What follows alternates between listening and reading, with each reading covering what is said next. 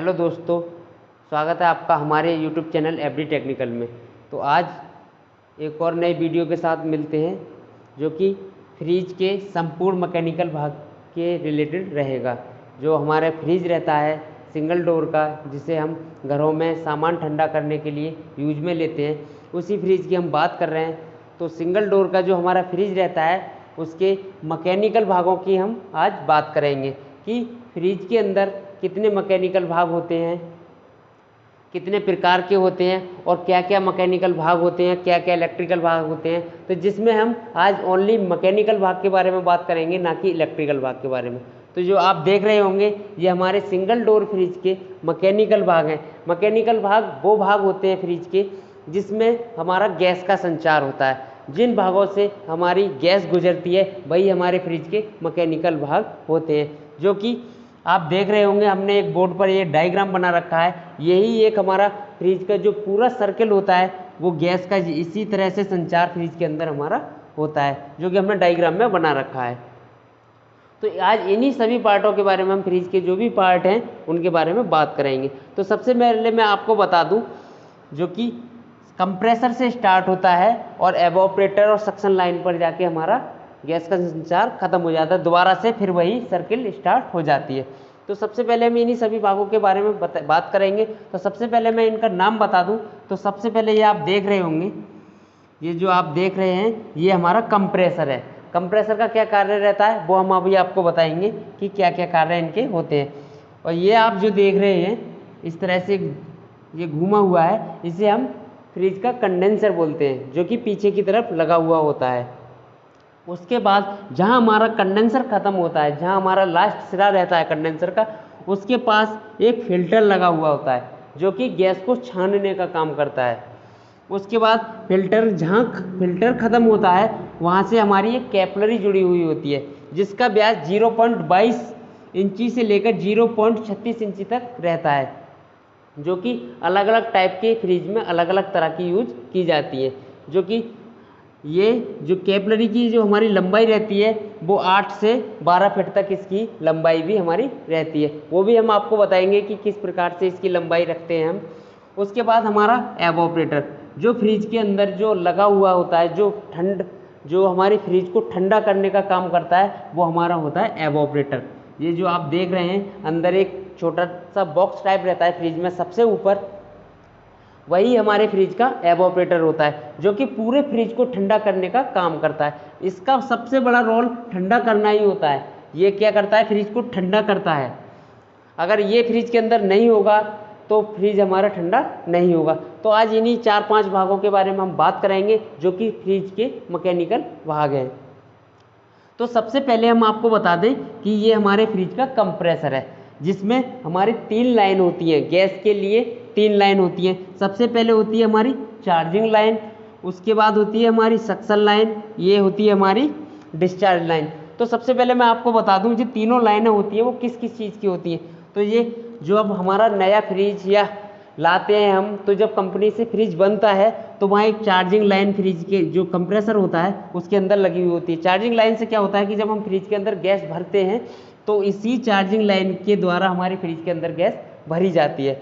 उसके बाद मैं आपको बता दूं कंप्रेसर का कार्य होता है गैस को पंप करना, एक स्थान से दूसरे स्थान को ट्रांसफ़र करना।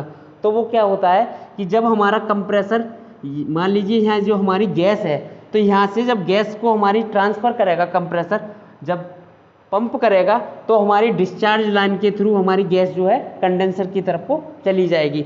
तो जो हमारा कंप्रेसर जब गैस को बाहर निकालता है वो डिस्चार्ज लाइन के ही थ्रू हमारा कंप्रेसर इसी के द्वारा गैस को बाहर निकाल देता है। उसके बाद आती है हमारी सक्शन लाइन। तो सक्शन वो लाइन होती है हमारी जो एवोपरेटर से हमारी जो गैस को, जब हमारी सारे एवोपरेटर में इस पाइप के थ्रू गैस घूम जाती है, तो जब हमारी गैस वापस आती है कंप्रेसर के लिए, वही हमारी सक्शन लाइन होती है। तो जो हमारी चार्जिंग लाइन होती है और वो सक्शन लाइन जो होती है, इसमें से हम किसी भी लाइन को चार्जिंग लाइन मान सकते हैं और किसी को भी, इन दोनों में से किसी को चार्जिंग किसी को सक्शन लाइन हम मान सकते हैं, क्योंकि ये डायरेक्ट हमारी कंप्रेसर में जुड़ी हुई होती है। इससे हमारा किसी भी मोटर का या किसी पंपिंग का कोई मतलब नहीं रहता है। ये जो है हमारी जो कंप्रेसर के अंदर मोटर लगा हुआ होता है जो कि गैस को पंप करता है, जो डिस्चार्ज लाइन है वो उससे जुड़ी हुई होती है। तो ये सारे हमारे कंप्रेसर की जो लाइनें हैं वो उनका सभी का कार्य मैंने आपको बता दिया है। उसके बाद आया हमारा कंडेंसर। तो कंडेंसर का हम आपको काम बताएंगे कि क्या काम हमारा कंडेंसर फ्रिज के अंदर करता है। तो जब हमारा कंप्रेसर जो हमारी गैस रहती है उसे पंप करके कंडेंसर की तरफ को भेज देता है, तो जब हमारी गैस कंडेंसर की तरफ जाती है तो हमारी गैस का जो टेम्परेचर है वो हाई होता है, क्योंकि जब पंप के साथ की कोई भी चीज़ हम निकालते हैं तो उसमें जब यहाँ से निकलेगी तो ये हमारी गैस जो है गर्म होती है। तो इसके कारण हमारा जो फ्रिज का कंडेंसर है पीछे का वो गर्म होता है। तो इसमें जब हमारी गैस जाती है तो इस तरह की कई लाइनें होती हैं। हमारा 10 लाइन का भी होता है, 11 लाइन का भी कंडेंसर होता है और 9 लाइन का भी हमारा होता है। तो जब हमारी इसमें गैस घूमती है ऐसे ऐसे करके, तो इसका धीरे धीरे जब हमारा टेम्परेचर हाई रहता है तो जब घूमती रहती है तो उसके बाद धीरे धीरे हमारा टेम्परेचर जो है लो होने लग जाता है। जब हमारी गैस ठंडी हो जाती है उसके बाद आती है हमारा फिल्टर।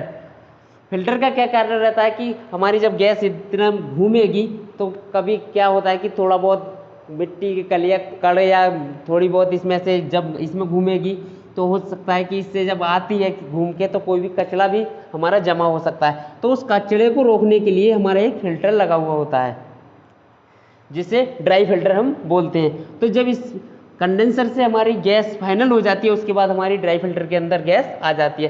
ड्राई फिल्टर से निकलने के बाद हमारी तुरंत ड्राई फिल्टर में एक तरफ तो कंडेंसर जुड़ा हुआ होता है और एक तरफ हमारी कैपिलरी लगी हुई होती है।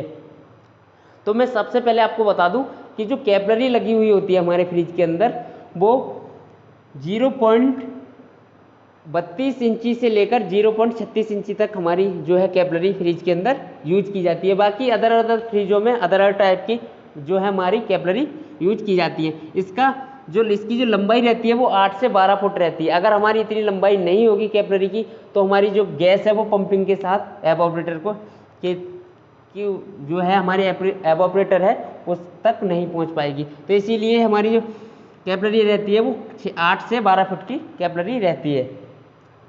तो कैपिलरी से जब हमारी गैस जब कैपिलरी हमारी काफ़ी पतली होती है उसके थ्रू जब गैस घूमती है हमारी तो वो और भी ज़्यादा ठंडी हो जाती है।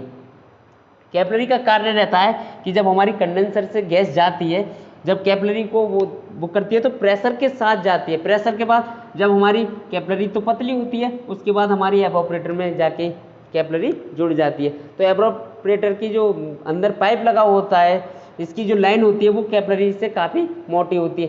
तो जब हमारी कैपिलरी से गैस निकलती है उसके बाद जब कैपिलरी से जो हमारी गैस है वो एकदम प्रेशर के साथ जाती है, तो कोई भी चीज़ ले लीजिए आप, जैसे फुहारा रहता है तो जब हमारा फुहारे से पानी को हम गुजारते हैं तो एकदम फुहार के साथ जाता है तो वो एकदम उसका टेम्परेचर और भी डाउन हो जाता है, तो जो कि हमारे एवापोरेटर में जाके हमारी गैस निकलती है।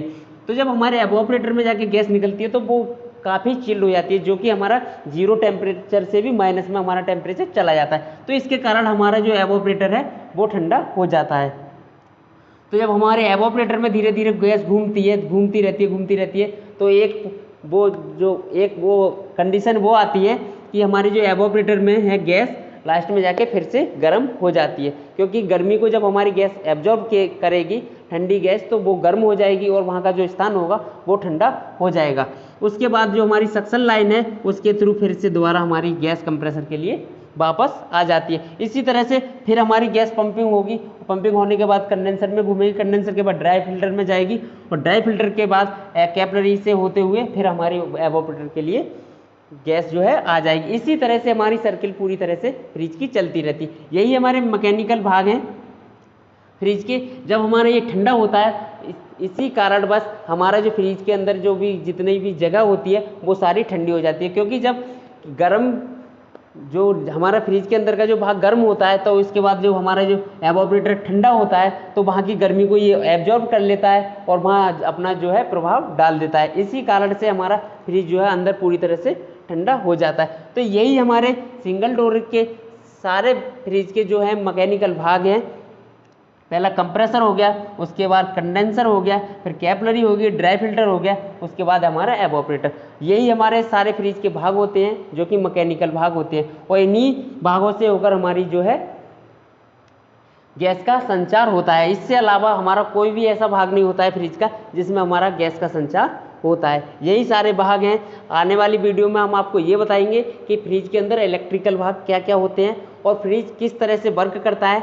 तो हम इस वीडियो में आपको ये और बता दें कि कैपिलरी कैसी होती है और ड्राई फिल्टर कैसा होता है। तो अभी हम आपको उसे दिखाते हैं। इसके जो कुछ भाग हैं जैसे कैपिलरी है और तुम्हारा जो हम चार्जिंग लाइन से किस तरह से इसके अंदर गैस को चार्ज करते हैं, और जो हमारा कैपिलरी है और एक और रहता है हमारा फिल्टर, आप ड्राई फिल्टर है, जिससे हम दिखाएंगे कि ये कैसे कैसे हमारे होते हैं। तो सबसे पहले मैं आपको ड्राई फिल्टर दिखाऊंगा। इस तरह का हमारा एक पैकेट आता है जिसके अंदर ड्राई फिल्टर हमारा होता है। तो ये हमने फाड़ लिया है।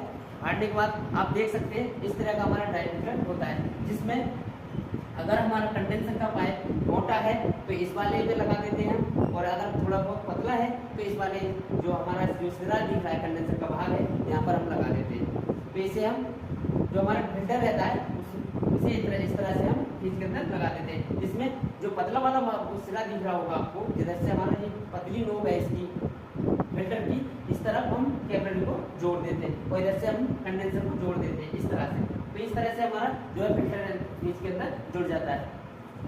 उसके बाद हमारी जो कैपिलरी रहती है वो कुछ इस तरह की रहती है, जो कि हमारे पैकेट के अंदर पैक है। तो ये लगभग 12 फीट की कैपिलरी है और 0.36 इंची की ये हमारी कैपिलरी का साइज है। 0.36 मैंने आपको बताया था, 0.22 इंची से लेकर 0.36 इंची तक ये हमारे फ्रिज के अंदर कैपिलरी लगती है, जो कि हमारा जो फ्रिज रहता है जो सिंगल डोर का, उसमें 0.32 की भी लग जाती है और 36 की भी हमारी आसानी से वर्क करती रहती है। उसके बाद हमारा जो हम गैस चार्ज करते हैं फ्रिज के अंदर, तो इस तरह का हमारा एनआरबी बाल्ब होता है, इसे कहीं कहीं पिन बाल्ब भी बोलते हैं। तो ये इस तरह से लगा हुआ होता है, इसके ऊपर एक बाल लगा हुआ होता है, ये हमारा कॉपर का पाइप है, तो इसके अंदर इस तरह का बाल लगा हुआ होता है, जिससे ये अगर हम इसे दबाएंगे अंदर के लिए, ऐसे पुश करेंगे तो हमारी गैस बाहर निकलने लग जाएगी, और अगर ये ऐसे रहेगा तो हमारी गैस को बिल्कुल भी बाहर नहीं निकलने देगा। तो ये हमारा चार्जिंग लाइन के पास ये जो हमारा चार्जिंग लाइन से इस तरह से कनेक्ट रहता है, तो इसे हम एनआरबी बाल्ब भी बोलते हैं। इसका पूरा नाम जो होता है वो नॉन रिटर्न बाल्ब होता है, जो कि गैस को रिटर्न नहीं होने देता है। तो ये हमारे 2-3 आपके सामान थे वो हमने आपको दिखा दिए हैं। बाकी अगले वीडियो में जब हम प्रैक्टिकल करके दिखाएंगे तो सब कुछ दिखाएंगे कि फ्रिज के अंदर सारे पार्ट्स किस किस तरह से कार्य करते हैं। इसके बाद जो हम वीडियो बनाएंगे, दूसरा जो हमारा वीडियो आएगा वो फ्रिज के सारे इलेक्ट्रिकल भाग के ऊपर आएगा कि किस तरह से हमारी कंप्रेसर की चेकिंग की जाती है, डोर स्विच क्या होता है, इसके अंदर थर्मोस्टेट क्या कार्य करता है, और हमारा जो इसके अंदर बल्ब लगा हुआ होता है वो किस किस तरह से ये फ्रिज के अंदर सारे लगे हुए होते हैं। तो मिलते हैं किसी अगले वीडियो के साथ, जब तक के लिए जय हिंद जय भारत। एक बात और हम आपको बता दें कि अगर आपको किसी भी प्रकार का टेक्नीशियन बनने का